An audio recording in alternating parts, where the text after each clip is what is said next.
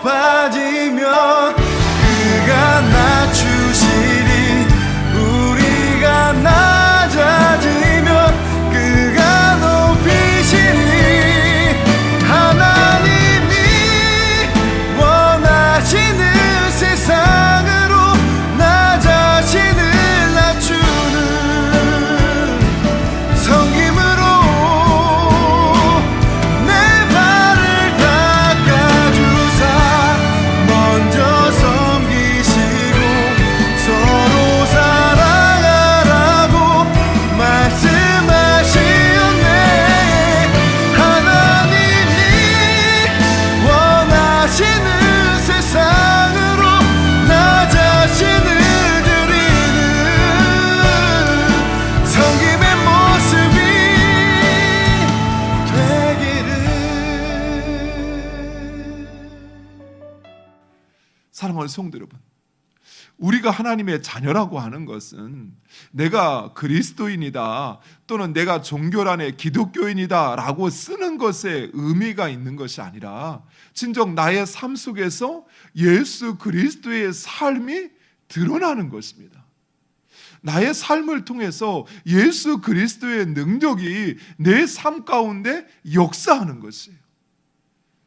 나를 통해서 누군가 그의 생각이 바뀌고 그의 삶이 바뀌고 그의 영혼이 바뀌는 역사가 일어나는 것, 그것이 바로 내가 그리스도인이요 내가 하나님께 부름받았다고 하는 것의 증거라는 것입니다.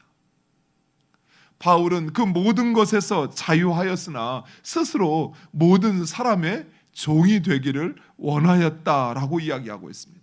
이처럼 바울이 사도로서 자신에게 주어지는 그 정당한 권리임에도 불구하고 그 사도권을 사용하지 않은 이유에 대해서 오늘 본문은 세 가지로 이야기합니다. 첫 번째, 바울은 행여 복음이 선포되고 전파되어지는데 방해가 되지 않을까 우려하여 사도권을 주장하지도 요구하지도 않았다라고 이야기합니다. 바울은 로마의 시민권자요 그리고 바리새인이요 당시 최고의 학문이라고 하는 가말리엘 문화에서 수학한 엘리트였습니다. 그러나 그는 오직 복음과 신앙을 위하여 자신의 그 모든 것을 포기하고 모든 사람의 종이 되기를 마다하지 않았던 것입니다. 오직 바로 그 복음이 전하여지는 것, 그것을 위하여 그는 자신의 그 모든 조건과 그 상황을 내려놓았던 것입니다.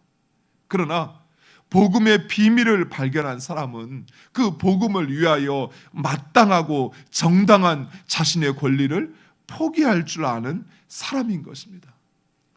두 번째로 바울이 자신의 사도권을 주장하지 않는 이유는 바로 사명을 받았기 때문이다라고 이야기합니다. 예수 그리스도의 제자된 자들에게 하나님의 그 부름, 그 구원으로 초청받은 자들에게는 당연한 사명이요 예수님의 명령에 복종하는 것입니다.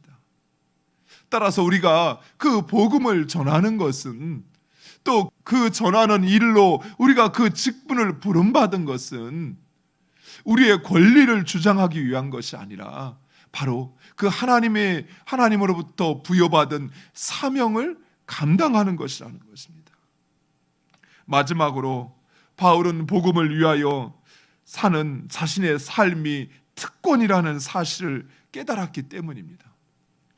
18세기 복음 전파의 선두에 있었던 모라비안 성도들 가운데 두 사람이 어느 지역으로 복음을 전하기 위하여 스스로 노예가 되었습니다. 스스로 노예가 되어 팔려가면서 그곳에서 복음을 전하기 위하여 그렇게 노예가 되었던 것입니다. 이때 두 사람이 탄 배가 그 항구를 떠나는 순간 그의 동료들은 이렇게 외쳤다고 이야기합니다. 죽임당하신 어린 양은 그 고난을 덮는 상급을 받으시기에 합당하시도다. 사랑하는 성도 여러분, 복음을 위하여 예수 그리스도를 위하여 사는 것, 그것은 우리의 희생이 아니에요. 그것은 바로 우리에게 크나큰 상급이 예비된 특권이라는 사실을 여러분 기억하시기 바랍니다. 복음을 위하여 당당히 자신의 권리를 포기할 줄 알고 종이 되는 것을 두려워하지 마시기 바랍니다.